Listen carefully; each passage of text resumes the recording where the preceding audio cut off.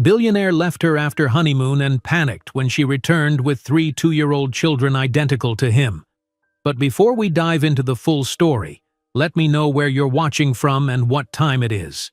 Now, subscribe to the channel and let's get started. Manhattan glowed in the setting sun as Victoria Mendez climbed the steps of the imposing Blackwood Enterprises building, her heart fluttering with nervous energy.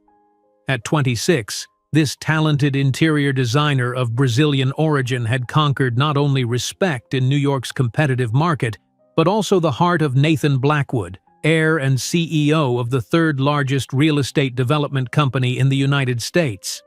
Their romance had been meteoric: 6 months of dates at exclusive restaurants, helicopter trips to the Hamptons, and finally, a spectacular wedding at St. Patrick's Cathedral that appeared in every society magazine. The honeymoon in the Maldives had been the pinnacle of a fairy tale Victoria never imagined for herself when she arrived in the US with just one suitcase and a dream. Now, 3 weeks after returning from their trip, Victoria carried a secret that made her heart race as the private elevator carried her to her husband's office on the 58th floor. The positive pregnancy test was carefully tucked into her Hermes handbag, Nathan's gift on the day she accepted his marriage proposal. He'll be thrilled, Victoria thought, imagining how she would share the news. Perhaps she should buy a tiny pair of baby shoes, or order a cake with the announcement. When the elevator doors opened, she was greeted with a tense smile from Nathan's executive secretary. "Mrs. Blackwood, he's on a conference call, but he asked that you wait in the private meeting room." Victoria nodded, feeling a strange discomfort. Nathan never made her wait. The meeting room was impeccable. Floor-to-ceiling windows revealed the city Nathan so proudly claimed to own. When the door finally opened, it wasn't the warm smile of the man she had fallen in love with, but a cold expression Victoria had never seen before. "Sit down, Victoria," Nathan ordered, placing a folder on the mahogany table. "We need to discuss something that has come to my attention." Her heart raced, but not with excitement. "Nathan, I have something to tell you too." "I know exactly what you want to tell me," he interrupted, opening the folder. "My private investigators are very efficient." Victoria paled. "Investigators? Did you really think I wouldn't thoroughly investigate the woman I married? How naive." Nathan slid across the table a copy of the pregnancy test she had taken in their apartment bathroom 2 days ago. "How did you—" "Security cameras, Victoria. I have them in every room. I'm a cautious man." His tone was clinical, as if discussing the acquisition of a problematic property. "This," he pointed to the test, "is an unacceptable development." Victoria felt the world spinning. "Unacceptable? Nathan, it's our child." "No, it's a complication that wasn't in my plans." Nathan opened another file. "Do you know what my advisors told me when I announced our marriage?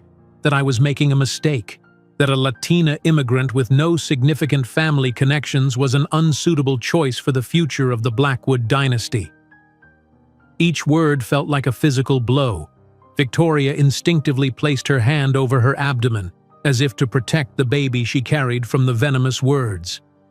"I allowed myself a moment of weakness," continued Nathan, adjusting his brioni tie.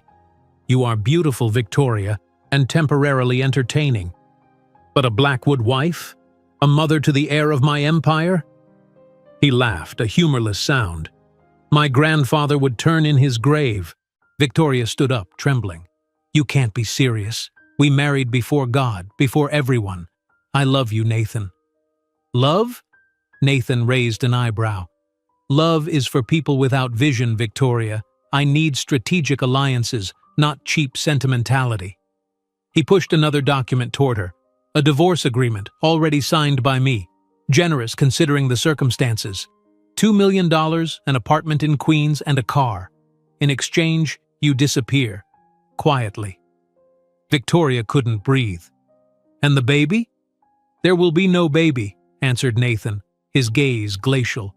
"My lawyers have included a clause. If you decide to proceed with this pregnancy, you get nothing, not 1 cent. You're asking me to—" Victoria couldn't finish the sentence, nauseated. I'm giving you a business choice, Victoria, as I've always done with my investments that don't perform as expected.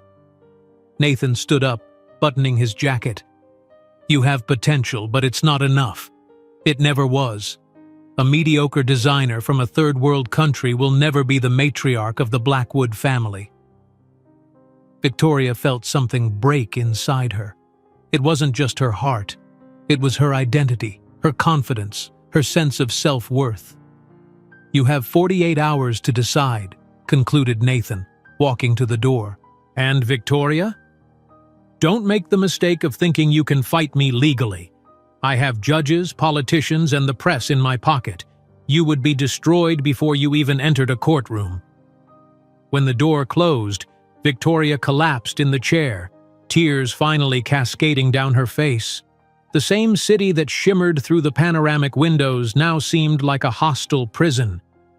3 days later, Victoria was alone in a small apartment in Queens, with only 2 suitcases and the signed divorce papers.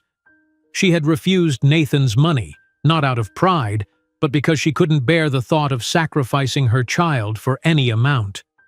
The weeks that followed were a nightmare of brutal reality. Her credit cards were canceled. Clients at her small design studio mysteriously canceled contracts. Her work visa, previously guaranteed by Nathan's company, was now at risk. At a prenatal clinic in the Bronx, Victoria received the news that would forever change her life. It wasn't just 1 baby, but 3. Identical triplets were growing in her womb, 3 little warriors, 3 reasons to carry on. That night, sitting on the floor of her nearly empty apartment, Victoria made a solemn promise to her unborn children. He rejected us, but that doesn't define who we are or who we will become. I will build an empire greater than his, not for revenge, but to prove that we are more than enough. One day we will look down on the man who thought we could be discarded like bad investments. And on that day, we will be the ones who decide if he deserves a place in our lives. Victoria had no way of knowing as she wiped away her tears that within the next decade, her path would cross with Nathan's again. She couldn't foresee that one day she would stand on a stage accepting the Entrepreneur of the Year award while he watched from the audience, finally recognizing the 3 heirs he had rejected. For the next several months, Victoria fought to establish a new life. She took whatever jobs she could find, waitressing during the day, working at a home decor store in the afternoons, and developing design projects through the night. Each dollar earned went toward preparing for the triplets' arrival. Her pregnancy was difficult, especially as a high-risk multiple birth case. Doctors repeatedly urged her to rest more, but Victoria had no choice but to keep working. The small apartment in Queens slowly accumulated second-hand baby furniture, 3 of everything, carefully arranged to maximize the limited space. When she wasn't working, Victoria researched techniques to revitalize old materials, drawing on skills her grandmother had taught her in Brazil. She experimented with samples in her tiny kitchen, developing methods to transform damaged surfaces into beautiful textured finishes. Though she didn't realize it yet, these experiments would become the foundation of her future empire. At a prenatal clinic in the Bronx, Victoria received the news that would forever change her life. It wasn't just 1 baby, but 3. Identical triplets were growing in her womb. 3 little warriors, 3 reasons to continue. The nights were the hardest. When the city quieted and Victoria was alone with her thoughts, the magnitude of her situation would crash upon her like waves against a defenseless shore. Tonight was no different as she sat on the edge of her narrow bed, hands cradling her growing belly, whispering soft promises in Portuguese to the 3 lives developing within her. "We'll be okay," she murmured, trying to convince herself as much as her unborn children. "Somehow, we'll be okay." Dawn arrived too soon. Victoria's alarm blared at 5:30, giving her barely 3 hours of sleep after reviewing classified ads for additional work opportunities. Her body ached as she showered in the apartment's temperamental bathroom, the water alternating between scalding and freezing without warning. a fitting metaphor for her life these days. By 6:15, she was dressed in the simple black skirt and white button-up that constituted her uniform at Morningside Cafe, her stomach churning with morning sickness she couldn't afford to acknowledge. The 4-month baby bump, more pronounced with triplets, strained against the fabric, which she desperately tried to conceal with a loosely tied apron. The subway ride was crowded, forcing Victoria to stand pressed between commuters who paid no attention to the pregnant woman clinging to the overhead rail with one hand, the other protectively over her belly. She mentally rehearsed answers for the job interview scheduled during her lunch break, carefully crafted responses that would highlight her design experience while distracting from her pregnancy. "You're late, Mendez," barked Frank, the cafe manager, as Victoria rushed through the back entrance at 7:02. "Second time this week." "I'm sorry," she replied, tying her apron tighter. "The train was delayed and—" "Save it," he interrupted. "Tables 3 through 8 need coffee refills. The morning rush is starting." Victoria nodded, swallowing her exhaustion as she grabbed the coffee pot. For the next 5 hours, she navigated between tables, balancing heavy trays while fighting waves of nausea that sent her rushing to the employee bathroom between orders. "You don't look so good," observed an older waitress named Marlene during one such episode, finding Victoria splashing cold water on her face. "I'm fine," Victoria insisted, patting her cheeks dry with a paper towel. "Just a little stomach bug." Marlene's knowing eyes dropped to Victoria's midsection. "Honey, that's no bug. How far along are you?" Victoria hesitated before whispering, 4 months, but please don't tell Frank, I need this job." At noon, Victoria slipped out for her interview at Eastside Design Studio, a small firm that had advertised for an assistant designer. She'd changed in the cafe bathroom into a navy blazer that strained to button over her growing belly, applying makeup to hide the dark circles under her eyes. The interviewer, a sleek woman with an expensive haircut, seemed impressed by Victoria's portfolio until her eyes narrowed at Victoria's midsection. "Your work shows promise," she said coolly, "but we need someone who can commit to long hours and occasional travel.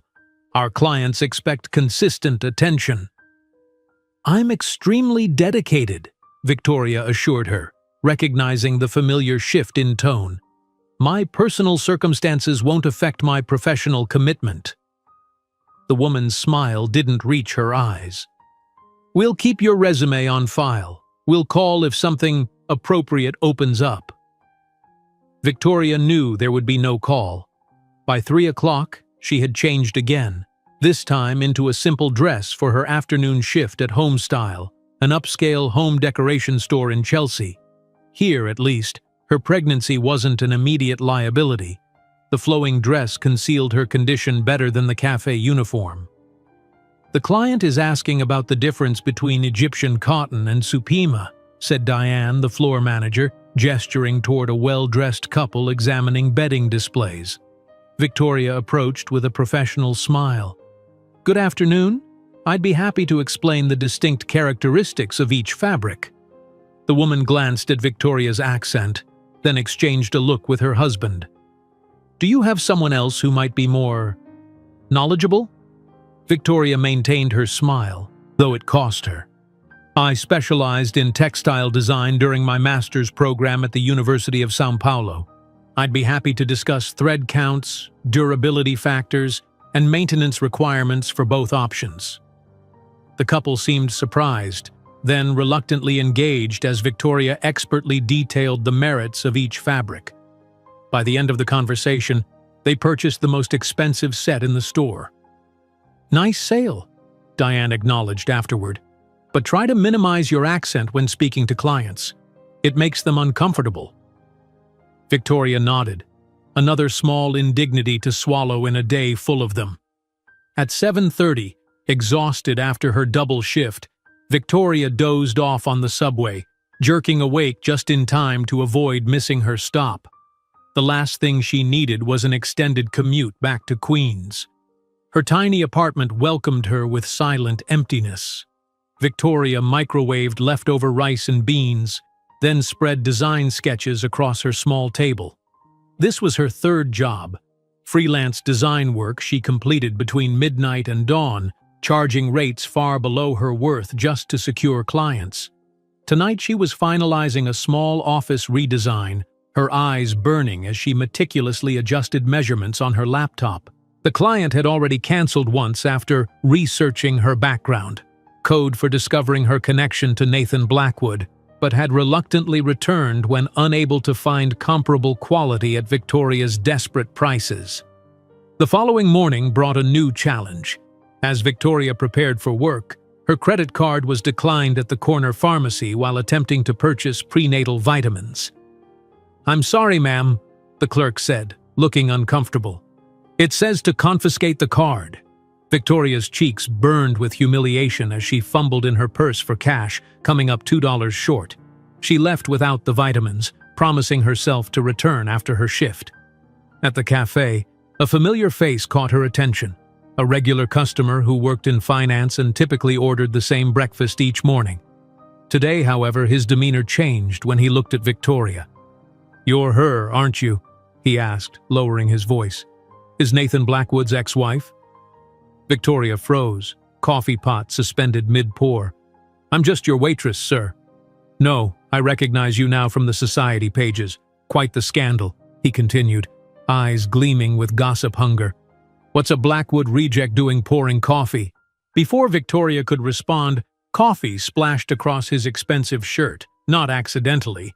"You incompetent!" he sputtered, jumping up. A young Asian woman at the next table interrupted. "Actually, sir, you knocked her hand when you leaned forward." I saw it clearly. Her voice was calm, but carried unmistakable authority. The man glared, threw money on the table, and stormed out. "Thank you," Victoria whispered to her defender, hands trembling as she mopped up the spill. "Sophia Chen," the woman introduced herself with a slight smile. "And some people deserve worse than coffee stains." That afternoon, Victoria fainted during her shift at Homestyle, collapsing between displays of imported vases. She awoke in an ambulance, a paramedic checking her vitals. "Blood pressure's too low," he was saying. "Dehydration, exhaustion." "I can't go to the hospital," Victoria protested weakly. "I can't afford—" "Ma'am, you're pregnant with multiples. You need medical attention." Hours later, a stern-faced doctor delivered his verdict: bed rest. At minimum, reduced hours. This is a high-risk pregnancy even with optimal conditions, which you clearly don't have. Victoria laughed hollowly. "Doctor, I don't have that option. No work means no money means no home." His expression softened slightly. "Then at least sit whenever possible. Hydrate constantly. And find help. You cannot do this alone." But alone was exactly what Victoria was as she returned to her apartment that evening. Physician's orders crumpled in her bag alongside termination notices from both the cafe and Homestyle, neither establishment wanting liability for a pregnant employee's health issues. As she sank onto her bed, tears threatening, a knock sounded at her door. Victoria opened it to find Sophia Chen from the cafe holding a paper bag. "How did you—" "I followed the ambulance," Sophia explained matter-of-factly. "Then convinced your building super to point me to your apartment. I brought food and prenatal vitamins."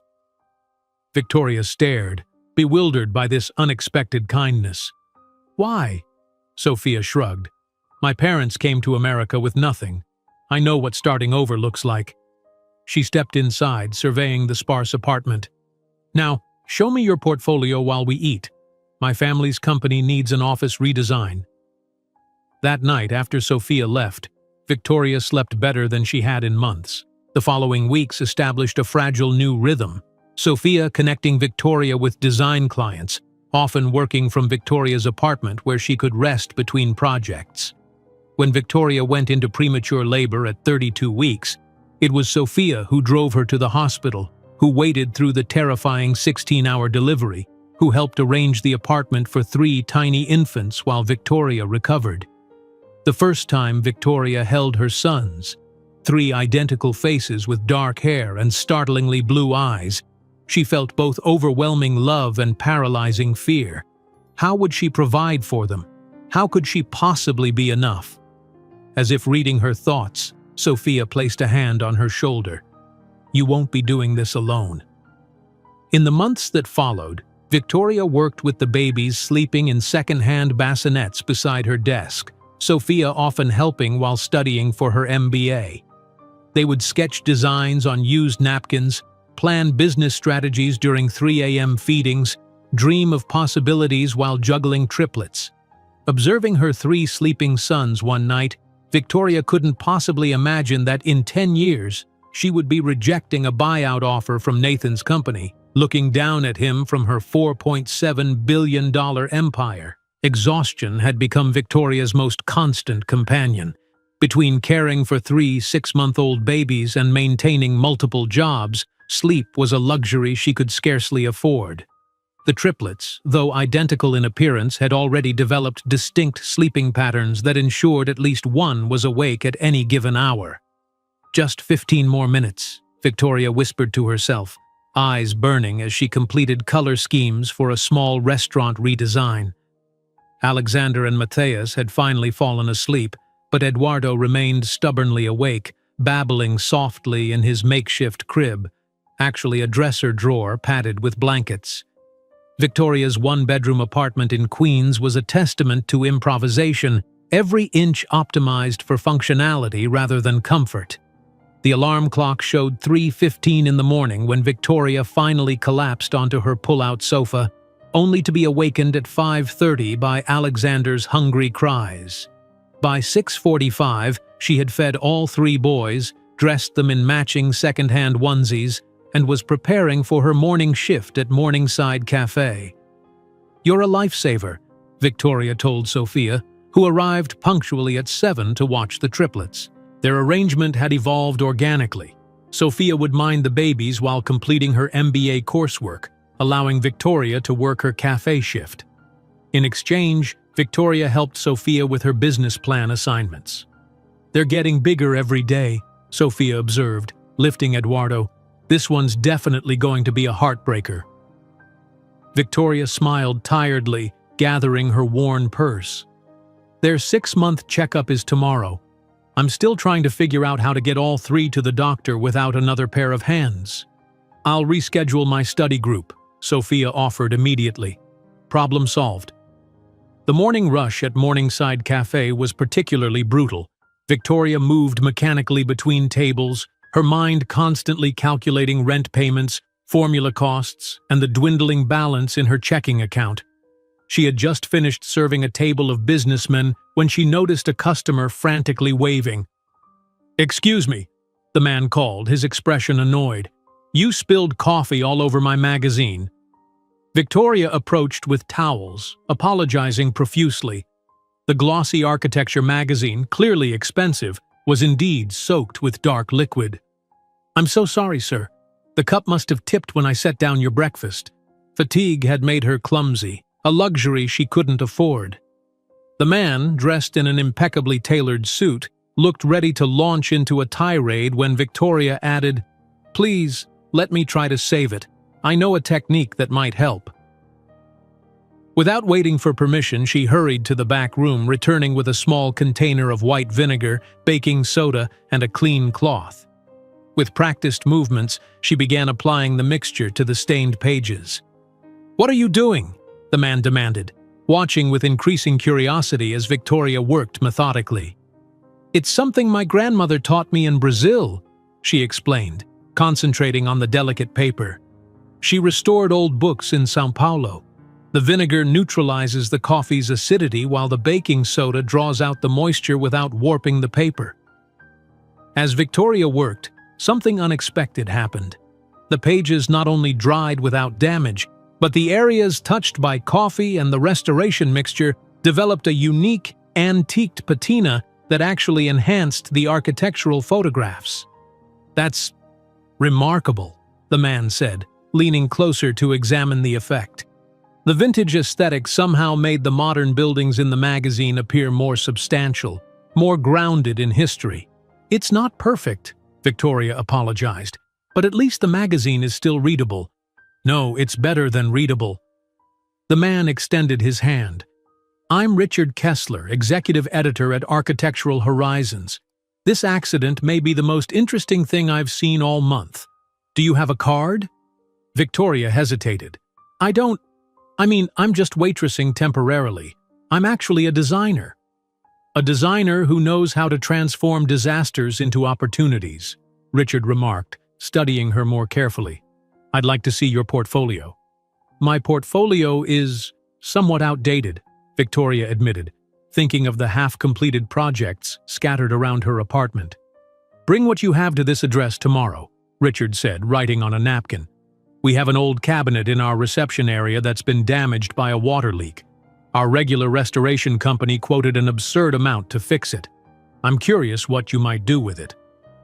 Victoria stared at the address, the midtown offices of one of the country's most prestigious design publications.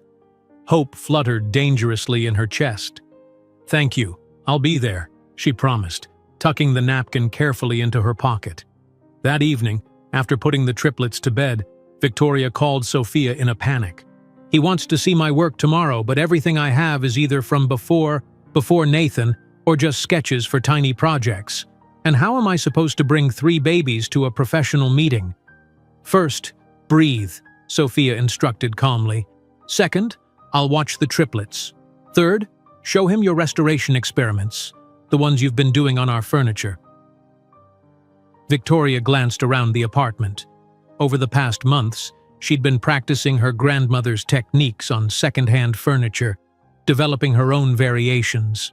The coffee table had been rescued from a dumpster, its water-damaged surface now transformed into an intentionally textured finish that highlighted the wood's natural grain. A cracked mirror frame now featured delicate, gold-filled fissures inspired by the Japanese kintsugi technique. Those are just experiments, Victoria protested. Those experiments are innovative, Sophia countered. You're not just restoring things, Victoria. You're revealing their hidden beauty, making their flaws part of their value. The following afternoon, Victoria stood nervously in the lobby of Architectural Horizons, wearing her one presentable outfit, a simple black dress she'd altered to fit her post-pregnancy body. Her portfolio case contained photographs of her restoration projects, along with material samples showing her technique at various stages. Richard greeted her warmly, leading her to a massive oak cabinet that dominated one corner of the reception area. Water damage had warped the doors and left unsightly stains across its surface. Our interior designer wants to replace it, but it's been here since the magazine's founding in 1962. Sentimental value, he explained. Can you save it? Victoria examined the piece carefully, running her fingers over the damaged areas. I wouldn't just save it. I would transform it into something that honors both its history and its flaws. Show me, Richard challenged. For the next 3 hours, Victoria worked methodically, applying her specialized mixtures to the wood. She explained each step to Richard, who watched with increasing fascination as the cabinet's damaged areas evolved from eyesores into artistic elements. The technique creates a controlled aging process, Victoria explained, gently working the solution into the wood. Instead of hiding the damage, we integrate it into a new narrative for the piece. The water stains become part of a deliberate patina. By the time she finished, the cabinet looked completely different, not new, but purposefully aged, its imperfections transformed into a sophisticated design statement. This is extraordinary, Richard murmured, running his hand over the finished surface. You haven't just fixed it, you've elevated it. Other staff members had gathered to watch, murmuring appreciatively at the transformation. How much do we owe you for this miracle? Richard asked. Victoria named a modest sum, desperately needing any income but afraid to aim too high. Double it, Richard said firmly. And I want to feature this technique in next month's issue. Resurrection design, transforming damage into distinction. We'll need more examples of your work. That evening, Victoria returned to her apartment with a check larger than an entire month's salary from the cafe, and something even more valuable. Hope. It's happening, she told Sophia excitedly, while the triplets crawled around them on the floor. Richard wants more pieces to photograph for the feature. He's connected me with a client who has water-damaged parquet flooring in a Gramercy Park apartment. This is just the beginning, Sophia said, eyes gleaming with entrepreneurial vision. You're not just restoring objects, Victoria. You're redefining what restoration means.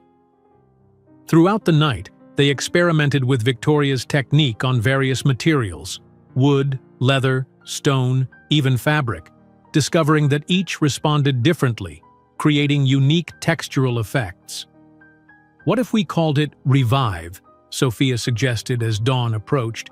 Simple, memorable, evocative. Revive, Victoria repeated, testing the word as she watched her sons sleeping peacefully, bringing new life to what others have abandoned. Over the following weeks, Victoria's technique gained attention through Richard's connections. Small commissions became larger ones. The feature in Architectural Horizons generated inquiries from designers and architects intrigued by the innovative approach. Victoria and Sophia worked late into the night after the triplets were asleep, developing a business plan. Victoria's technical skills paired perfectly with Sophia's business acumen. "We need to patent your process," Sophia insisted one evening, surrounded by material samples and financial projections. "It's unique enough to qualify for protection."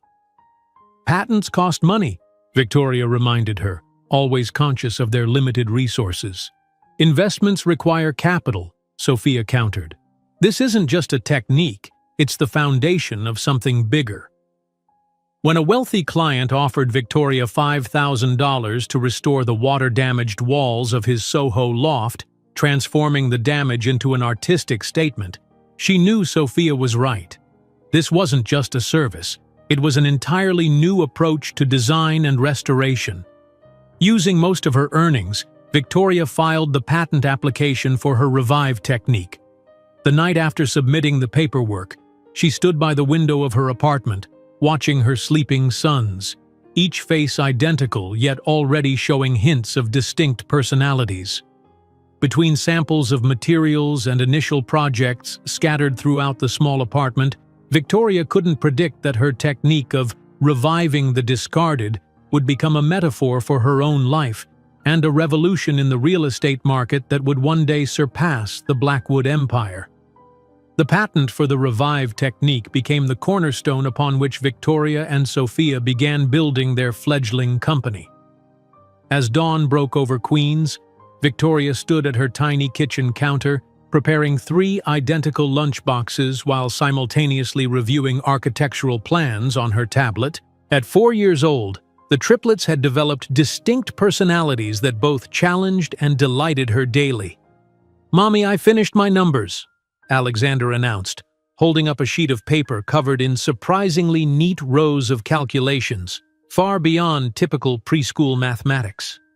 "That's wonderful, sweetheart," Victoria replied, leaning down to examine his work while adjusting the tablet to better view the renovation proposal she needed to complete by noon.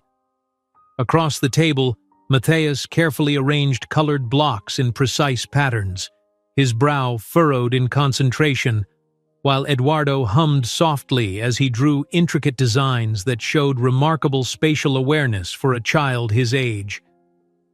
"Remember, Ms. Patel is coming to take you to preschool today," Victoria reminded them, checking her watch. "Mommy has a very important meeting." "With the money people?" Alexander asked, looking up with eyes that sometimes startled her with their analytical depth, so like Nathan's, yet warmed by curiosity rather than calculation.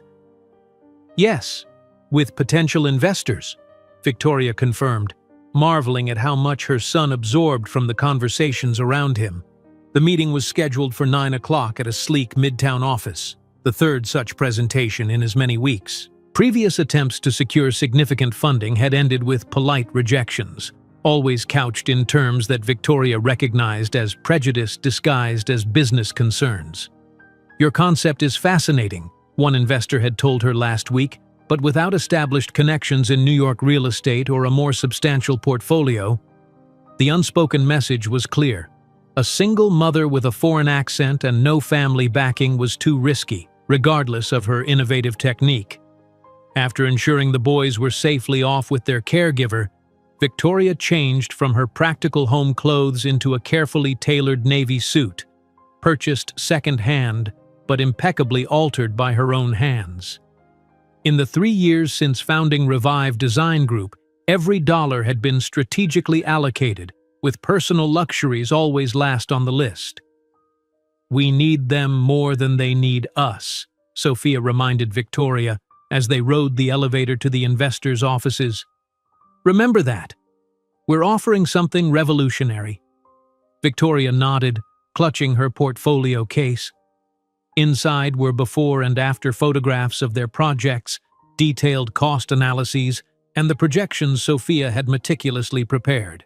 "Our technique reduces renovation costs by 60% while preserving the building's historical integrity," Victoria explained to the panel of 5 investors, her accent more pronounced under stress but her passion evident as she displayed slides of their most recent project, a historic brownstone in Brooklyn that had been deemed unsalvageable until Revive transformed it.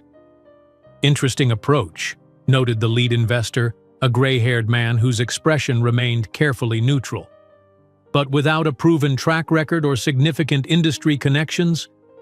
Victoria's heart sank as she recognized the familiar prelude to rejection. "Thank you for your time," Sophia said firmly as they gathered their materials afterward. "Their loss." "We need a showcase," Victoria mused as they walked toward the subway. "Something no one else wants to touch. Something that will prove our concept beyond any doubt." The opportunity arrived unexpectedly the following week, through a community board meeting Victoria attended while researching affordable properties. A once grand apartment building in the Bronx, built in the 1920s but now condemned after years of neglect, was scheduled for demolition. "The structural engineers say it's sound," explained the harried city official when Victoria inquired, "but the interior damage is so extensive that renovation costs would exceed new construction. Unless someone presents a viable alternative within 30 days, it comes down." That night, after tucking the boys into bed, Victoria and Sophia pored over the building plans they'd managed to obtain.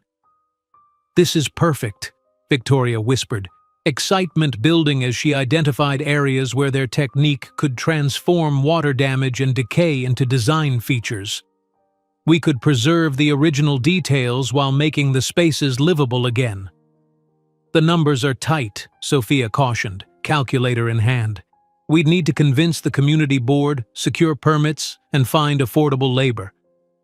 "We'll make it work," Victoria insisted, thinking of the families who could benefit from preserved affordable housing rather than the luxury condos that would inevitably replace the demolished building.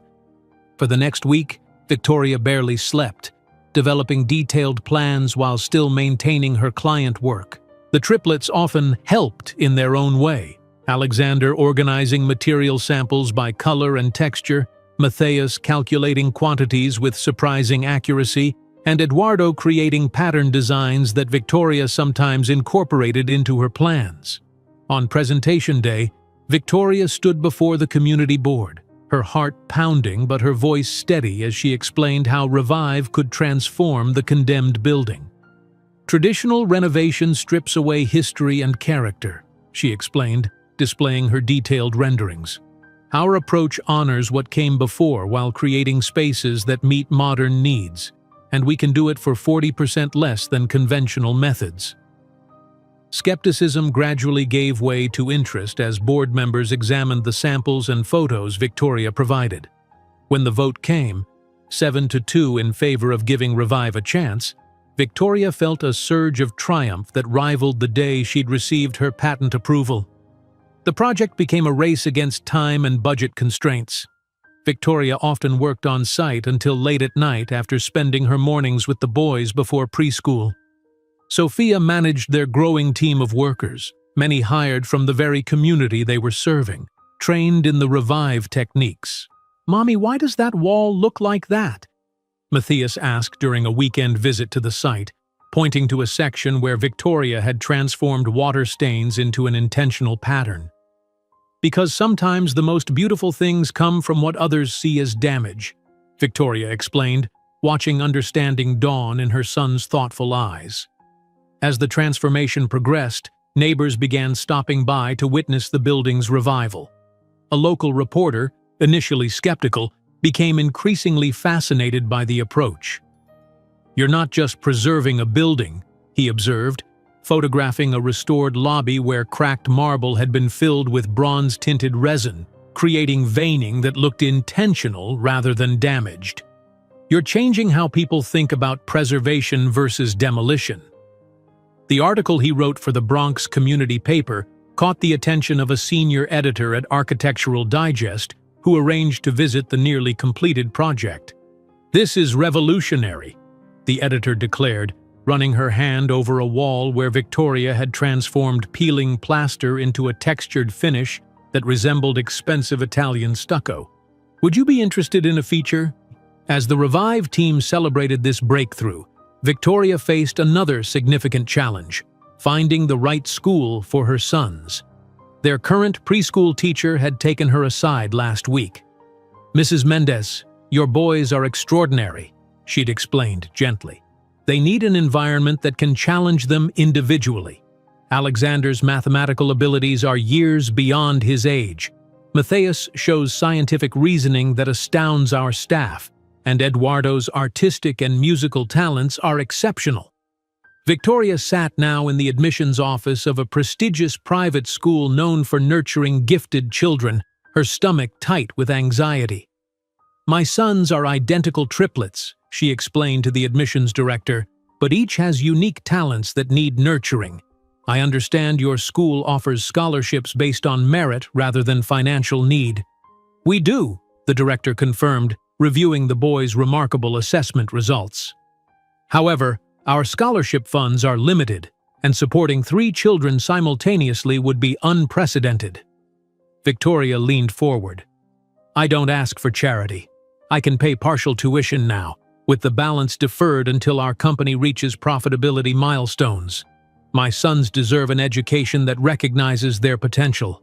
2 weeks later, as the Bronx building project reached completion to considerable local acclaim, Victoria signed enrollment papers for all 3 boys, along with a payment plan that would stretch her resources but provide the educational foundation her sons deserved.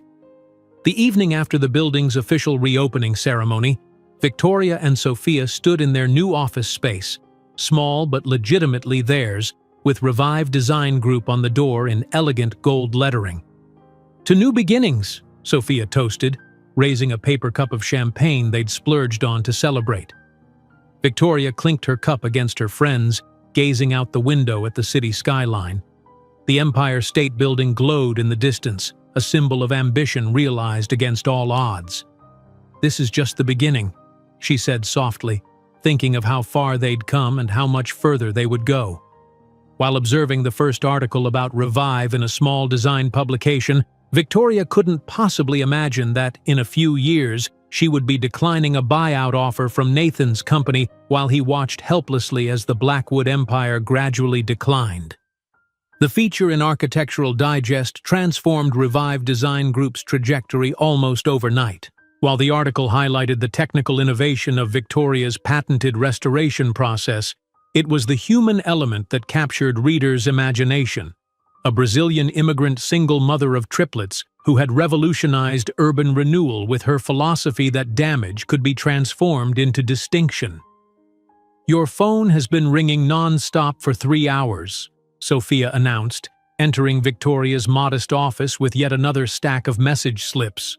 4 more developers, 2 museum restoration committees, and the mayor's office wants to discuss the abandoned factory district in Brooklyn.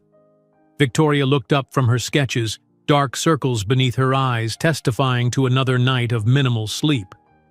"The Brooklyn factory? That's been condemned for decades. Nobody wants to touch it." "Exactly why it's perfect for us," Sophia replied, setting down a much-needed coffee beside Victoria's elbow. "Massive visibility, historically significant, and everyone else has declared it impossible. Our favorite combination." 6 years had passed since Nathan Blackwood had coldly informed Victoria that she would never be good enough for his world. 6 years of relentless work, innovation and sacrifice that had gradually transformed her from a desperate single mother into the founder of what industry insiders were calling the most disruptive force in urban development since the introduction of green building standards. The Brooklyn Textile Works project would become their watershed moment. Built in 1893, the sprawling complex had once employed thousands before manufacturing moved overseas. Decades of abandonment had left it a crumbling monument to industrial decay, with extensive water damage, structural issues, and environmental concerns that made conventional renovation financially prohibitive. The structural engineers say it's sound underneath all that decay, Victoria explained at the community board meeting the following week, her accent still present, but now carrying the confidence of proven expertise. Traditional developers would gut it completely, destroying its historical character, or more likely, demolish it for luxury condominiums. She displayed her plans on the projected screen, moving through detailed renderings that showed how the complex could be transformed into a mixed-use development. Our approach preserves 60% of the original features by incorporating damage into the design, she continued, showing before and after images from previous projects. The water stains on brick become artistic features. Cracked concrete floors are filled with tinted resin to create intentional patterning. Nothing is wasted. Everything is revived. A skeptical board member leaned forward. This sounds lovely in theory, Ms. Mendez, but affordability is our primary concern. This neighborhood doesn't need more luxury spaces pricing out residents. Victoria smiled, having anticipated this very concern. 60% of residential units will be permanently designated as affordable housing, with priority given to families with multi-generational connections to the neighborhood. The commercial spaces will include reduced rent areas for local entrepreneurs and artisans, plus a community education center. Murmurs of surprise rippled through the audience. How is that financially viable? The board member pressed. Our restoration techniques reduce costs by 40% compared to traditional methods, Sophia interjected, stepping forward with financial projections. Additionally, we've secured preliminary commitments from impact investors who prioritize social outcomes alongside financial returns. The board's vote, 9-2 in favor, launched Victoria and the growing Revive team into their most ambitious project yet. The 18-month timeline was aggressive, but Victoria's reputation for delivering the impossible was now well established. At home, the triplets' development continued to astonish and challenge Victoria. Now 7 years old, each boy displayed exceptional abilities that their elite school struggled to accommodate despite its focus on gifted education. Alexander completed the entire 8th grade mathematics curriculum in 4 months, his teacher explained during a parent conference, looking both impressed and mildly overwhelmed. We've arranged for him to take online courses through MIT's pre-college program. Matthias has designed an ecosystem monitoring system that our high school environmental science teacher wants to implement across campus, another educator reported.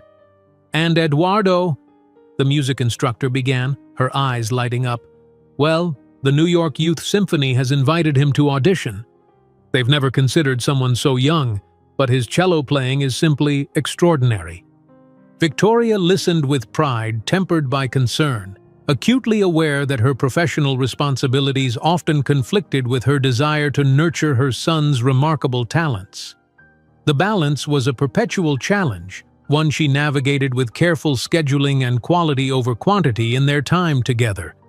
One evening, as Victoria helped Alexander with a particularly complex mathematical proof while reviewing contractor bids for the Brooklyn project, she noticed him studying her intently. "What's on your mind, querido?" she asked, recognizing his analytical expression. "The article said you're worth $30 million now," he stated matter-of-factly, "but we still live in this apartment when we could afford something bigger." Victoria set down her papers, giving him her full attention. "Money is a tool, Alexander, not a measure of value. We live comfortably, but I prefer to invest in your education and in creating housing others can afford." She smiled. "Besides, This apartment has been our home through many challenges. There's value in remembering where we started." Alexander nodded, seemingly satisfied with this logic. "Like your buildings. You preserve their history while making them work better." "Exactly like that," Victoria agreed, once again struck by her son's perceptive nature. The Brooklyn Textile Works project garnered increasing media attention as it progressed. When the New York Times ran a feature titled "Revitalizing Without Gentrifying the Revive Revolution," Victoria found herself thrust further into the spotlight. The reporter had captured her philosophy perfectly. Mendez isn't merely preserving buildings, she's preserving communities while honoring their industrial heritage. One morning, as Victoria scanned the financial section of the paper before the boys awoke, a smaller headline caught her eye. "Blackwood Enterprises Struggles After Third Failed Development." The article detailed how Nathan's company had experienced significant setbacks following a series of over-budget luxury projects that had failed to attract buyers in a shifting market. Victoria felt a momentary flicker of satisfaction before setting the paper aside, refusing to dwell on it. Success was her focus, not vindication, though the line between them occasionally blurred. Her phone rang as she prepared breakfast. Sophia rarely called this early unless something significant had happened. "Victoria, check your email immediately." Her partner's voice brimmed with barely contained excitement. "Forbes wants to include you in their 40 under 40 list. The editor says you're redefining what urban development can achieve." That evening, as Victoria attended a fundraising gala for the Brooklyn project, she found herself approached by increasingly prominent figures in New York's business community. Among them was James Harrington, managing partner at Venture Capital Associates, one of the largest investment firms on the East Coast. "Ms. Mendez, your approach to urban renewal is fascinating," he began after introductions. "Our firm has been following your progress with great interest." Victoria maintained her professional smile, having learned to navigate these waters. "Thank you, Mr. Harrington.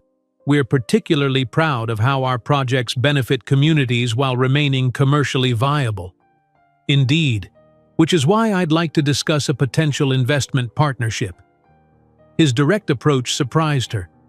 "We're prepared to offer $50 million for expansion into 5 additional markets. Of course, we would require majority control and an aggressive growth strategy." Victoria took a measured sip of her sparkling water, buying a moment to collect her thoughts. The offer was substantial, life-changing even, but the stipulations gave her pause. "Our mission of preservation and accessibility is non-negotiable," she replied carefully. "Those principles guide all our business decisions." Harrington's smile tightened slightly. "Admirable, but perhaps limiting from a profit perspective. Our analysts believe your returns could triple with a more conventional luxury focus." Victoria met his gaze directly. "Mr. Harrington, what makes Revive valuable isn't just our technique, it's our vision. I'm open to investment partnerships, but I maintain creative control and our social commitments remain intact. Your returns would come from sustainable growth, not from abandoning our principles." The negotiation that followed over the next 3 weeks tested Victoria's resolve and business acumen. When the final agreement was signed, $30 million for 30% stake, with Victoria retaining controlling interest and a binding social impact clause, she recognized it as more than a financial transaction. It was validation that her approach could attract serious capital without compromise. The capital infusion allowed Victoria to move her family to a somewhat larger apartment in a better neighborhood, still modest compared to what she could afford, but with separate bedrooms for each boy and a dedicated home office. The boys helped design their new spaces, each reflecting their distinct personalities despite their identical appearances. As she signed the investment contract valuing Revive at $300 million, Victoria couldn't know that in just 3 years, she would grace the cover of Forbes as the Queen of Revitalization, while Nathan Blackwood signed his second divorce papers and struggled to maintain relevance in the market he had once dominated. 3 years after the transformative Brooklyn Textile Works project, Victoria Mendez surveyed the Manhattan skyline from her corner office on the 38th floor of the Revive Design Group headquarters. The company logo, a phoenix rising from architectural blueprints, gleamed in brushed steel behind her desk, catching the morning light. 8 years had passed since Nathan Blackwood had coldly dismissed her as insufficient, and in that time, she had built an empire valued at over $1 billion. Sophia announced, entering with her tablet, and Boston exceeded projections for the third quarter. We're officially ahead of schedule in all 5 markets. Victoria nodded, taking the tablet to review the figures. The Revive methodology had expanded beyond New York to transform abandoned properties in Boston, Chicago, San Francisco, and Miami. Each city presented unique challenges, but the core philosophy remained consistent, revealing beauty in what others had discarded. Have the sustainability reports come in for the Miami waterfront project? Victoria asked, scrolling through the data. This morning, we've exceeded federal requirements by 38%, Sophia replied with evident satisfaction.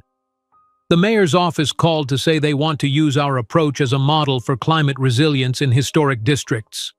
A notification chimed on Victoria's phone, a reminder of Alexander's mathematics competition that afternoon. At 9 years old, the triplets had developed into remarkably accomplished young boys, each with distinct talents that Victoria nurtured with the same attention to detail she applied to her architectural projects.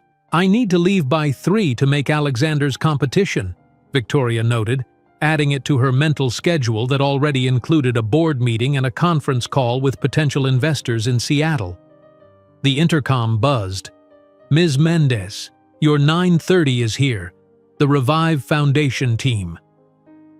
Victoria straightened her tailored charcoal suit, Armani, purchased new rather than second-hand as had once been necessary. Success had brought financial comfort, but Victoria maintained the disciplined approach to resources that had sustained her through leaner times. The Revive Foundation represented the fulfillment of a promise Victoria had made to herself years earlier. When success came, she would create pathways for others facing similar struggles. The foundation provided training programs in restoration techniques for residents of underserved communities, creating skilled employment opportunities in neighborhoods where Revive developed properties. The graduation rate for our first cohort in the Bronx program was 93%, reported Marcus Johnson, the foundation's director. 87% have secured full-time employment, most within Revive projects or with our contractors. Victoria smiled with genuine satisfaction. This matters more than profit margins. We're not just restoring buildings, we're restoring opportunities. After the meeting, Victoria reviewed proposals for expanding the foundation's programming to include youth mentorship specifically designed for single parents. Every initiative she approved reflected her own journey, the obstacles she had overcome and the support she had wished for during those desperate early years. At 2:45, Victoria gathered her things to leave for Alexander's competition. As she stepped into the elevator, her phone buzzed with a text from her driver. Traffic heavy on FDR, alternate route suggested. Take the bridge, she replied, calculating the timing.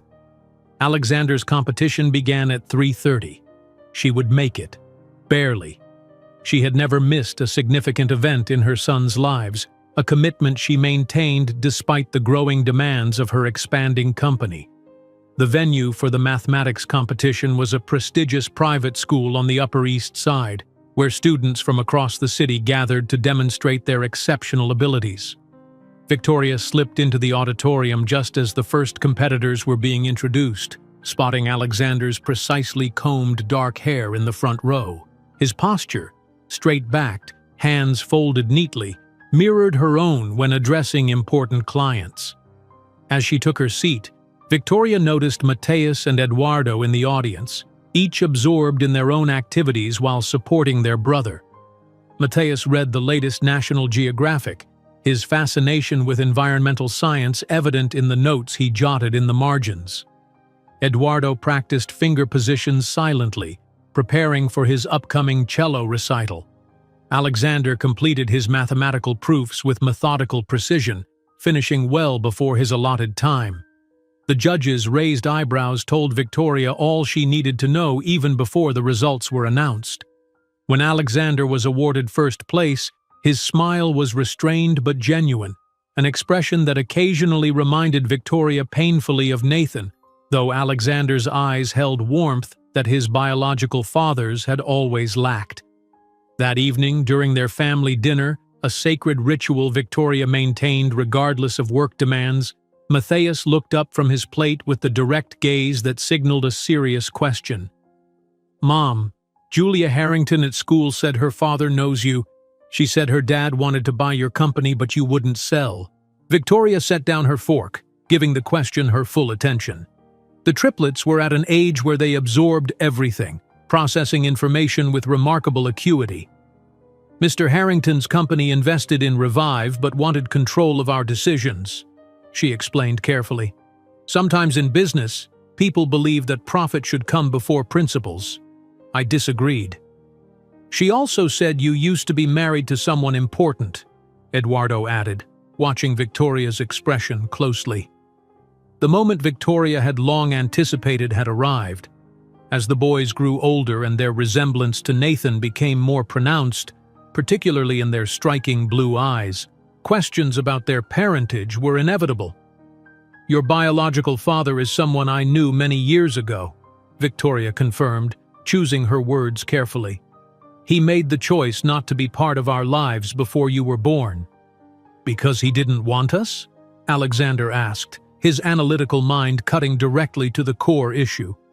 Victoria reached across the table, taking his hand. "Because he wasn't capable of recognizing what was truly valuable.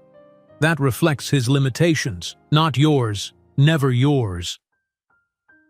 The conversation continued with the boys asking practical, surprisingly mature questions. Victoria answered honestly but age-appropriately, explaining that some people measure worth by social status and financial advantage rather than character and potential.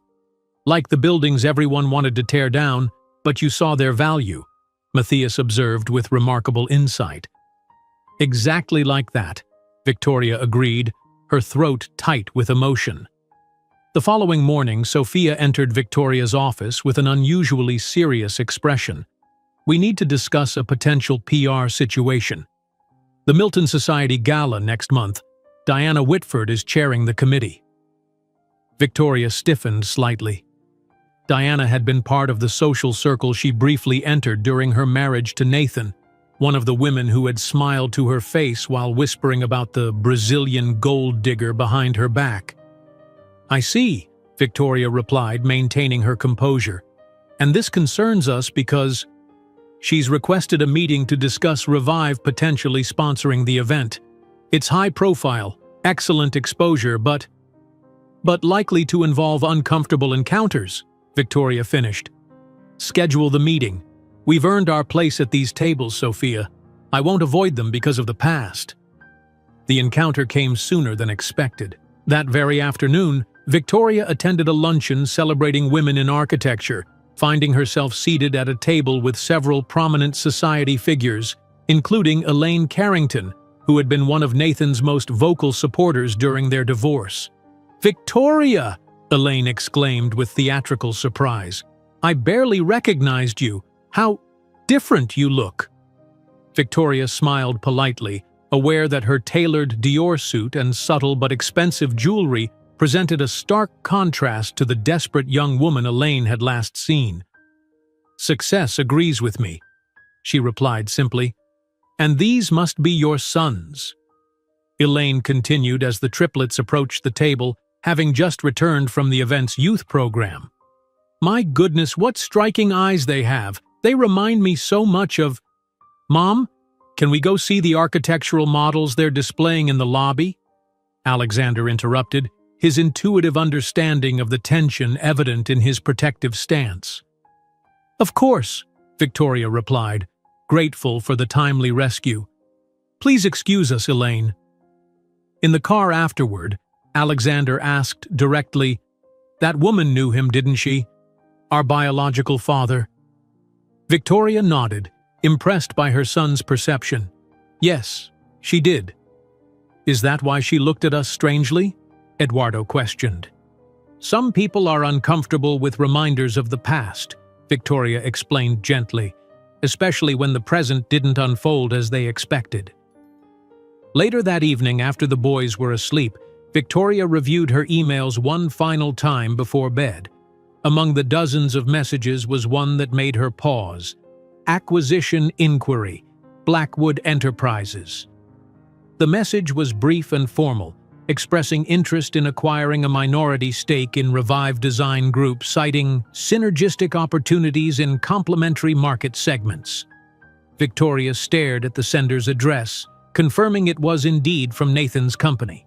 After 8 years of silence, this impersonal business overture was his first communication, not as the father of her children, but as a competitor seeking advantage from her success. Without hesitation, Victoria deleted the email, a slight smile playing at her lips. The Blackwood name that once seemed so powerful, so intimidating, now appeared small in comparison to what she had built. Not just a company, but a philosophy of transformation that had changed the urban landscape across America. While deleting the unsolicited offer from Blackwood Enterprises, Victoria didn't imagine that in just 2 years, she would be standing on the podium of the American Real Estate Council receiving Entrepreneur of the Year, with Nathan Blackwood watching from the audience, finally recognizing the 3 heirs he had rejected. Victoria deleted the email from Blackwood Enterprises and closed her laptop with a decisive click. That had been 2 years ago, a distant memory now as she stood before her full-length mirror, examining her reflection with a critical eye. The emerald Versace dress complemented her olive skin perfectly, the fabric draping elegantly over curves that had once carried 3 lives simultaneously. At 34, Victoria Mendez cut a striking figure, poised, confident, and undeniably successful. "The car will be here in 20 minutes, she reminded herself, fastening an emerald necklace that cost more than her entire wardrobe had during those desperate early years. Tonight was the American Real Estate Council Gala, where she would receive their prestigious Entrepreneur of the Year award, the industry's highest honor. From the kitchen, she heard the familiar sounds of her sons preparing breakfast. At almost 11 years old, the triplets had developed the self-sufficiency that came from being raised by a mother who balanced nurturing with encouraging independence. Victoria entered the spacious kitchen of their Tribeca duplex to find all 3 boys already dressed in matching school uniforms, their dark hair neatly combed, their movements synchronized, yet distinct. The floor-to-ceiling windows offered a stunning view of the Hudson River, a daily reminder of how far they had come from that tiny Queen's apartment. "Is your speech ready for tonight?" Alexander asked, looking up from his tablet where complex mathematical equations scrolled across the screen. Victoria smiled, pouring herself a cup of coffee. "Almost. I'm still fine-tuning the conclusion." "You should mention the sustainability metrics from the Chicago project," suggested Matthias, not looking up from the latest National Geographic issue where an article about coral reef preservation had captured his attention. No other development company has achieved carbon-neutral status across their entire portfolio. "A valid point," Victoria acknowledged, watching Eduardo silently practice cello fingerings on the edge of the breakfast bar. His Carnegie Hall performance last year had earned a standing ovation, an extraordinary achievement for a 10-year-old. Victoria picked up the Wall Street Journal, scanning the business section as she sipped her coffee. A smaller headline caught her eye: "Blackwood Enterprises faces hostile takeover bid following quarterly losses."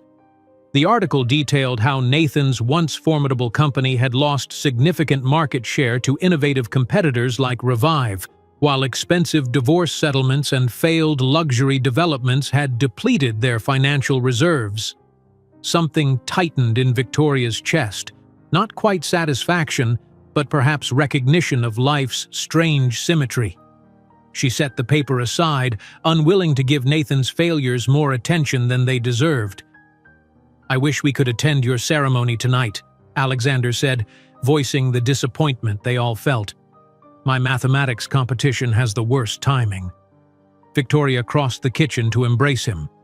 Your competition is important. There will be other awards. We'll watch the live stream, Eduardo offered, finally breaking his silent practice. David promised to set it up on his tablet so we can see it between Alexander's rounds. David, their driver and de facto security person, had become almost family over the years, another adult the boys could rely on when Victoria's responsibilities took her away. After the boys departed for school, Victoria spent the morning reviewing her speech and finalizing details for Revive's newest initiative, a groundbreaking partnership with 3 major cities to transform abandoned government buildings into affordable housing using their patented restoration techniques. At $4.7 billion, Revive Design Group now ranked among the most valuable urban development companies in America. The governor wants to discuss expanding the Brooklyn project, Sophia reported during their morning briefing. And Robert De Niro's team called again about that historic building in Tribeca. Victoria nodded, making notes. Schedule the governor for next week. Tell De Niro's people I'll tour the property personally after I return from Chicago. As the day progressed, Victoria felt an inexplicable unease, a premonition that seemed at odds with what should be a celebratory occasion. She dismissed it as pre-speech nerves, focusing instead on preparations for the evening. At her penthouse, a team of stylists arrived to assist with final touches. The emerald dress had been selected weeks ago, its color a deliberate choice reflecting Revive's commitment to sustainability. Victoria's jewelry was minimal but striking, emerald earrings and the matching necklace, their value measured in millions rather than thousands. "You look absolutely stunning," her makeup artist declared, stepping back to admire the finished result. Victoria studied her reflection, barely recognizing the desperate young woman who had once stood in Nathan Blackwood's office, heartbreaking as he declared her insufficient. That woman was gone, replaced by someone who had not merely survived but thrived beyond anyone's expectations, especially her own. When David arrived to drive her to the Plaza Hotel, Victoria noticed his usual stoic expression softened with pride. "The boys wanted me to give you this," he said, handing her a small envelope. Inside was a card signed by all 3 with a simple message. "You were always enough. You were always extraordinary. We love you." Victoria blinked back tears, careful not to disturb her makeup. "Thank you, David. How were they when you left them?" Focused, Alexander was reviewing formulas. "The competition starts in an hour." Victoria nodded, a twinge of regret that she couldn't be in 2 places at once. "Please text me his results immediately."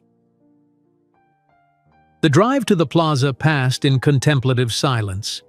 Victoria reviewed mental notes for her speech while gazing at Manhattan's glittering skyline, a city she had once viewed through the windows of Nathan's office as an intimidated outsider, now a landscape where her company's influence was visible in revitalized neighborhoods across all 5 boroughs. When they arrived, photographers lined the entrance, calling her name as she emerged from the car. Victoria moved with practiced grace, offering professional smiles as cameras flashed. Industry leaders, politicians, and celebrities who had invested in Revive projects greeted her warmly as she entered the grand ballroom. "The governor wants a moment before the ceremony," Sophia whispered, appearing at Victoria's elbow in a sleek black gown. "And De Niro just arrived. He's asking about the Tribeca project." Victoria nodded, seamlessly shifting into the social networking that was now second nature. As she circulated through the crowd, she noted how differently she was received compared to those early days when investors had dismissed her innovative ideas based on her accent or single mother status. Just as the lights dimmed, signaling 10 minutes until the ceremony would begin, Victoria's phone vibrated with a message from Alexander. "Won my preliminary round in record time, moving to finals immediately." Victoria smiled, typing back quick congratulations as she made her way to her assigned table near the front. As she weaved through the crowd, a familiar profile caught her eye, a face she hadn't seen in person for 10 years, but would recognize anywhere. Nathan Blackwood sat 3 tables away, more aged than she remembered. Silver threads now streaked his once uniformly dark hair, and lines had etched themselves around his eyes and mouth. His designer suit hung slightly loose, as though tailored for a more substantial frame. He was engaged in conversation with another guest, unaware of her presence. Victoria froze momentarily, an unexpected surge of emotions catching her off guard. Anger, vindication, and something like pity mingled uncomfortably as she observed the diminished version of the man who had once seemed so intimidating. Before she could process these feelings, her phone vibrated again with another message, this time from Eduardo with an attached photo. The image showed all 3 boys dressed in identical navy suits, grinning widely. The caption read, "Surprise! Alexander won faster than expected. We're on our way with David. We'll arrive in time to see you receive your award." Victoria's heart raced as she read the message twice to ensure she hadn't misunderstood. For the first time in 10 years, Nathan Blackwood and his sons would be in the same room, sons whose existence he didn't even know included 2 additional identical boys. Taking a deep breath, Victoria continued to her table, her mind racing. Should she warn the boys? Try to intercept them before they entered? No, they were almost 11, perceptive and mature for their age. They knew their biological father existed but had chosen not to be part of their lives. This unexpected crossing of paths was perhaps inevitable in New York's interconnected business world. As the lights dimmed further and the master of ceremonies took the stage, Victoria maintained her composed exterior while her thoughts tumbled in uncharacteristic disorder. The evening that should have represented her crowning professional achievement had suddenly transformed into something far more complicated, a collision of past and present that she had neither anticipated nor prepared for. While the lights of the grand ballroom diminished, directing everyone's attention to the central stage where the master of ceremonies began introducing the finalists for Entrepreneur of the Year, Victoria couldn't imagine that this night would not only mark the official recognition of her empire, but also the confrontation she had avoided for a decade, with 3 unexpected witnesses about to meet the man who had rejected them before they were even born. The lights dimmed completely as a professionally produced video began playing on the massive screens positioned throughout the grand ballroom.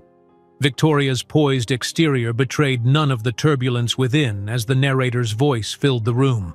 From immigrant designer to revolutionary developer, the journey of Victoria Mendez defies conventional narratives of success in American real estate. The video displayed a montage of Victoria's most acclaimed projects: the Bronx apartment building that launched Revive's reputation, the Brooklyn textile works that redefined urban renewal, the Chicago waterfront development that had won international sustainability awards. Each image represented a milestone, a barrier broken, a no transformed into a resounding yes. 3 tables away, Nathan Blackwood stiffened as Victoria's image appeared on screen. Though he had known she would be here tonight, her nomination had been publicized for weeks. Seeing her larger than life, celebrated by the very industry where he had once been dominant, hit him with unexpected force.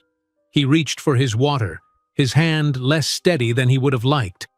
With revolutionary techniques that transform architectural damage into distinctive design elements, Mendez has created a billion-dollar enterprise that prioritizes preservation and accessibility without sacrificing profitability.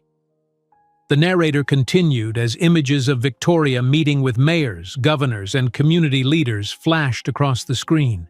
Nathan's jaw tightened when former President Obama appeared, smiling warmly beside Victoria at the ribbon cutting for an affordable housing complex in Chicago. Then the video shifted to more personal footage. Victoria surrounded by 3 identical boys, their matching faces bearing striking blue eyes that Nathan recognized immediately. His water glass froze halfway to his lips. As a single mother of triplets, Victoria Mendez redefines daily the meaning of balance between professional excellence and personal commitment, creating not just buildings, but a legacy of compassion and innovation. The triplets appeared again, this time in what was clearly a school science fair, standing proudly beside a complex environmental monitoring system. Then, at a mathematics competition, one of them accepting a trophy. Finally, at Carnegie Hall, another playing the cello with extraordinary skill for his age. Nathan's mind struggled to process what he was seeing. Not one son, but three. Three boys with Blackwood eyes, Blackwood features, Blackwood bearing. Three heirs he had demanded she eliminate before they were even born. Three living embodiments of the greatest mistake of his life. The revelation hit him with physical force, causing him to inhale sharply enough that the person beside him glanced over with concern. Nathan barely noticed, his eyes fixed on the screen as the video concluded with Victoria standing between two completed buildings, one clearly derelict before, one gloriously restored after, with the tagline, "Revealing Beauty in the Abandoned." Thunderous applause erupted as the video ended. Victoria rose gracefully from her seat, making her way to the stage with measured steps. Her emerald Versace gown caught the light as she moved, the subtle shimmer highlighting her confident posture. Nathan watched, transfixed, as she took her place at the podium, adjusting the microphone with a poise that seemed effortless. "It is an honor to stand before you tonight," Victoria began, her voice clear and steady despite the tension coursing through her. "When I founded Revive Design Group, many told me it was impossible. A single mother, an immigrant, without significant capital or industry connections." Her eyes briefly found Nathan's in the audience before continuing, the momentary contact electric. "Someone once told me I wasn't enough, that I would never belong in this world, that I lacked what was necessary to create something of value." A murmur rippled through the crowd. Most interpreted her words as a generic reference to the challenges faced by women entrepreneurs, particularly immigrants. But Nathan recognized his own cruel dismissal echoing back at him across the years. His face flushed with the uncomfortable heat of recognition. "What I've learned is that sometimes our greatest blessings come disguised as painful rejections." Victoria smiled now, her gaze shifting toward the entrance where, unbeknownst to Nathan, her sons had just quietly entered with David. "My three sons are my greatest motivation.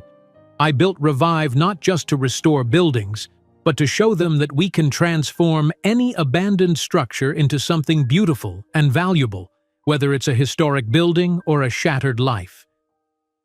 The applause was deafening as Victoria concluded her speech, accepting the crystal trophy with gracious humility.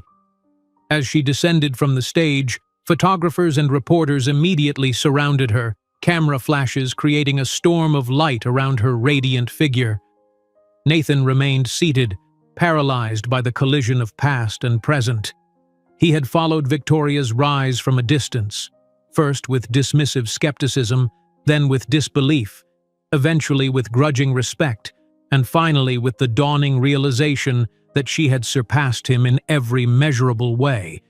But nothing had prepared him for the revelation of triplets, three boys whose existence he had never suspected, whose lives he had missed entirely. Through the crowd, he watched as the three identical boys approached Victoria, embracing her with obvious pride while cameras captured the touching family moment. The contrast between their designer suits and the memory of Victoria in that small queen's apartment he had once arranged for her, thinking himself generous, struck Nathan with painful clarity. Drawing a deep breath, fortified by the bourbon he'd been nursing throughout the evening, Nathan rose from his chair and began making his way toward the group. Each step required effort, his body feeling unexpectedly heavy. With each yard he crossed, he noticed more details. How the boy on the left had precisely his smile at that age. How the middle one tilted his head slightly when listening, exactly as Nathan's father had done. How the third gestured with his hands in the animated pattern that Nathan recognized from his own boardroom presentations. His sons, his heirs, the Blackwood lineage he had rejected with cold calculation. When Nathan finally reached the periphery of the group surrounding Victoria, she was engaged in conversation with the governor of New York. She saw him from the corner of her eye but continued speaking without visible reaction, her composure unshaken by his presence. "Victoria." Nathan's voice emerged more unsteady than he had intended. She turned slowly, as if acknowledging a distant acquaintance. "Nathan." What a surprise. "Congratulations on the award," he managed, struggling to maintain his composure. His eyes continually darted to the three boys who now observed him with analytical curiosity. "You've accomplished something impressive." "Thank you," Victoria replied, her tone politely distant. Then, turning to the boys, "Alexander, Matthias, Eduardo, this is Nathan Blackwood, an old acquaintance." The three studied him with clinical interest. The middle one, Matthias, according to Victoria, frowned slightly as if solving a puzzle. "Blackwood Enterprises?" Alexander asked, the first to speak. "I read about your company recently. You lost market share to Red Summit Development last quarter, didn't you? A 17% drop, if I recall correctly." Nathan swallowed hard. "Yes, we've had some setbacks." "Fascinating," commented Eduardo, observing him intently. "Your eyes have exactly the same iris pattern as ours. Genetically speaking, that suggests close consanguineous relation." The ballroom around them seemed to have disappeared. Nathan felt exposed, dissected by the penetrating gaze of these three young boys who had clearly inherited his analytical intelligence but possessed a confidence and self-awareness he had never had in his youth. "You are extraordinary," Nathan finally managed to say. "Mom tells us that every day," Alexander responded with a smile identical to Victoria's. "She always made sure we knew our worth." Victoria, who had been observing the interaction with apparent tranquility, finally intervened. "Boys, the governor would like to speak with you about the robotics project. Nathan, if you'll excuse us." "Victoria, please." Nathan caught her arm lightly as she began to move away. "Could we talk? Privately?" For a moment, Victoria appeared to consider his request. Then, with a slight nod to her sons indicating they should wait, she guided Nathan toward a more discreet corner of the ballroom. While Victoria led Nathan away for what would be their first real conversation in a decade, she couldn't know that this brief encounter was merely the prelude to a greater storm, a corporate scandal that was about to shake the foundations of what remained of the Blackwood Empire, with her sons observing every move with the analytical precision they had inherited from the father they had never known. Victoria led Nathan to a secluded corner of the grand ballroom, maintaining a careful distance between them as the celebration continued around them. The crystal award she had just received caught the light, a tangible symbol of how dramatically their fortunes had reversed in the decade since he had coldly dismissed her from his life. "What do you want, Nathan?" Victoria asked, all pretense of cordiality vanishing once they were out of earshot of the guests. "They're my sons," he stated, his voice barely above a whisper. It wasn't a question. "Biologically speaking, yes," Victoria replied, her tone firm and unwavering. "In every other aspect that truly matters, love, support, presence, no, they are not your sons." Nathan ran a hand through his silver-streaked hair, visibly shaken. "Why didn't you tell me they were triplets?" Victoria released a humorless laugh. "You gave me an ultimatum to abort one child you didn't want. Why would I inform you there were three, to triple your contempt?" The truth of her words hit Nathan like a physical blow. He remembered his clinical calculation, the cold business decision he had made about a life, 3 lives, he had deemed inconvenient. "I made a terrible mistake, Victoria, the worst of my life." The admission seemed to physically pain him, as though the words were being extracted against his will. "No, Nathan, you made a choice, conscious and deliberate." Victoria maintained her composure, but her eyes flashed with the heat of long-contained emotion. "And while you were making that choice, I made mine, to move forward and build something better than anything you could have offered me." Nathan glanced across the room where the triplets stood chatting with the governor, their poise and intelligence evident even from a distance. "Do they know about me?" he asked, his voice nearly a whisper. They know their biological father chose not to be part of their lives. They know this reflects his deficiencies, not theirs. Victoria adjusted her emerald necklace, a subtle reminder of how far she had come from the desperate young woman he had discarded. They're brilliant boys, Nathan. They ask questions. They draw conclusions. Don't underestimate them, as you did me. I want to know them, Nathan declared, an edge of desperation creeping into his voice. I have rights. Rights?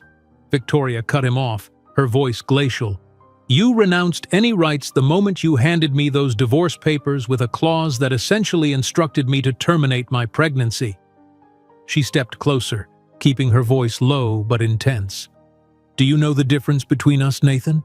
When you destroyed me, I rebuilt not just myself, but created something that benefits thousands of people. When your company started failing, you destroyed careers, betrayed partners, and ended up smaller than when you began. Nathan felt each word like a blade, not because they were cruel, but because they were true. Do you know what Revive is worth today? Victoria continued, delivering facts rather than recriminations. Almost $5 billion. More than Blackwood ever was, even in its best days. My sons, not yours, will inherit a legacy that makes the Blackwood name seem insignificant. At that moment, Eduardo approached them, his observant eyes taking in the tension between the adults. Mom, the senator is asking to meet you. Alexander is impressing him with statistics about affordable housing. Victoria smiled, a genuine expression that transformed her face completely. I'll be right there, sweetheart.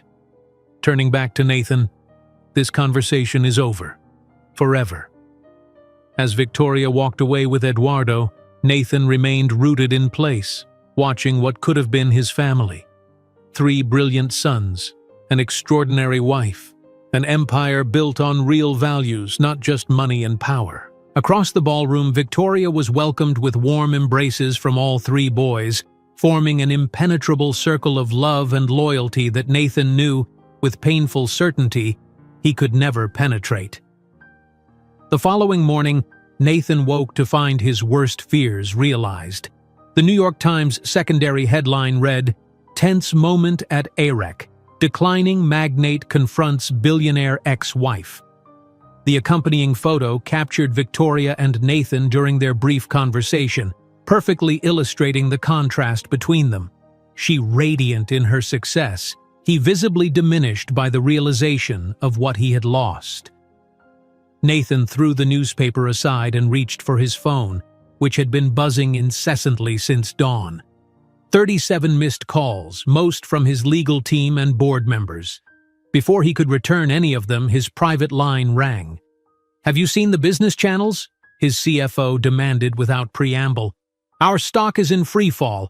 The photo of you and Victoria Mendez is everywhere. Someone connected the dots with those boys. The resemblance is unmistakable." Nathan closed his eyes, the full magnitude of the situation becoming clear. Call an emergency board meeting.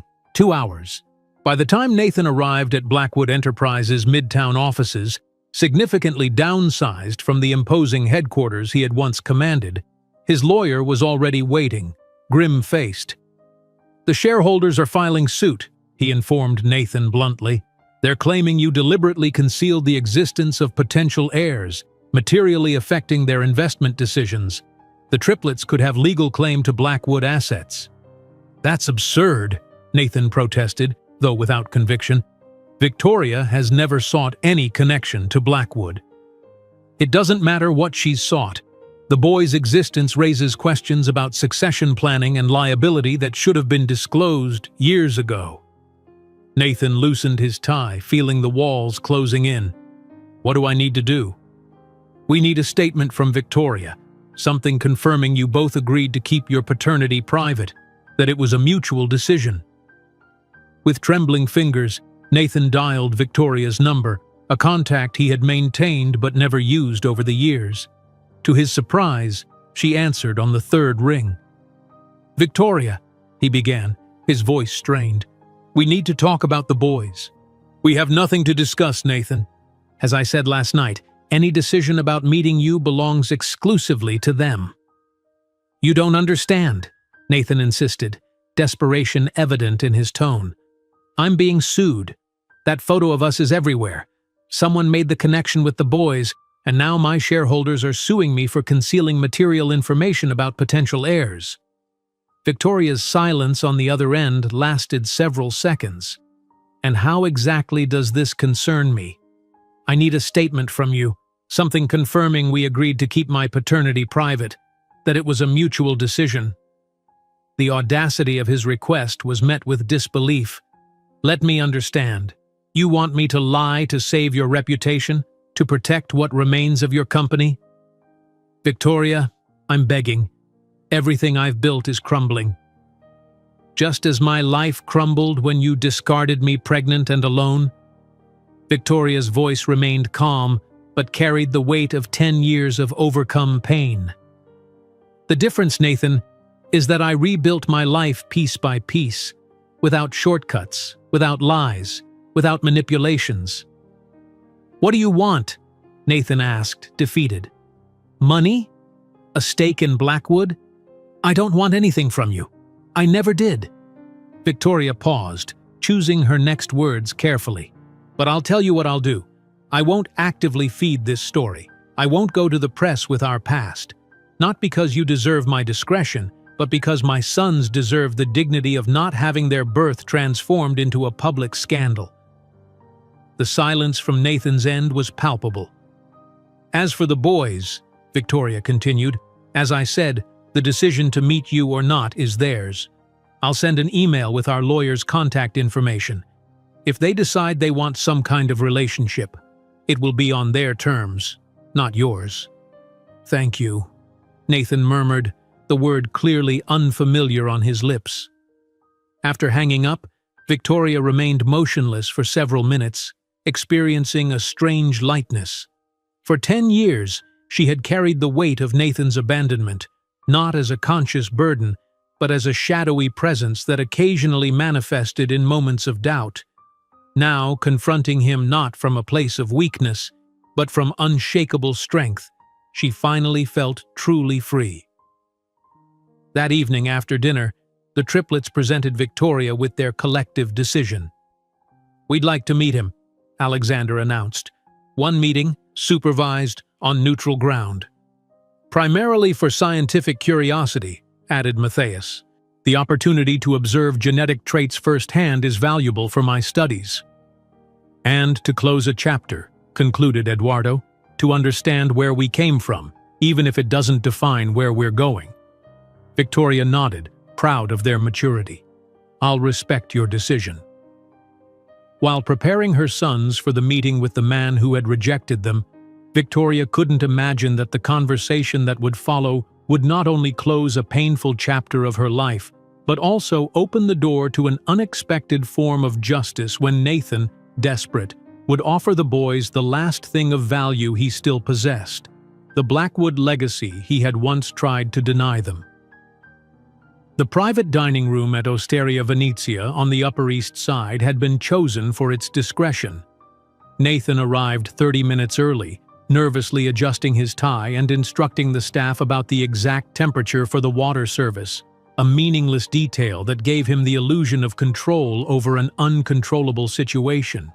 The restaurant's understated elegance, with its warm lighting and soundproofed walls, seemed appropriate for what would undoubtedly be an uncomfortable encounter. Nathan checked his reflection in the polished surface of a decorative mirror. Though his suit was still bespoke, the man wearing it appeared diminished somehow. The confident titan of industry who had once casually discarded a pregnant wife was now a man clinging to the remnants of his former glory, hoping for redemption he wasn't certain he deserved. At precisely 1 o'clock, the door opened. Victoria entered first, a vision of composed elegance in a simple but undoubtedly expensive cream-colored suit. Behind her came 3 identical boys, their matching faces bearing such a striking resemblance to Nathan's childhood photographs that he felt momentarily lightheaded.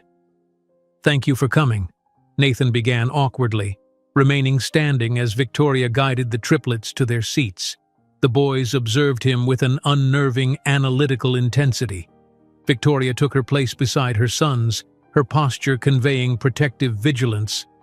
"Alexander, Matthias, Eduardo. As I mentioned, this is Nathan Blackwood." Nathan struggled to maintain his composure under the clinical examination of three identical pairs of eyes. His own eyes, looking back at him with an intelligence he recognized and a confidence he had never possessed at their age. "It's a pleasure to meet you all," he managed, the inadequacy of his words hanging in the air. A thick silence filled the room until Alexander, apparently the natural spokesperson, leaned forward slightly. "Why did you decide you didn't want us?"